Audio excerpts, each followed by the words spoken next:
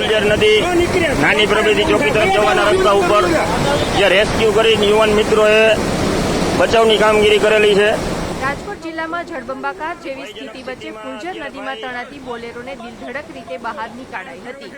ધોરાજીના નાની પરબડીની ફુલઝર નદીમાં ગેસના બાટલા ભરેલી બોલેરો ફસાતા જ સ્થાનિકો મદદે પહોંચ્યા હતા।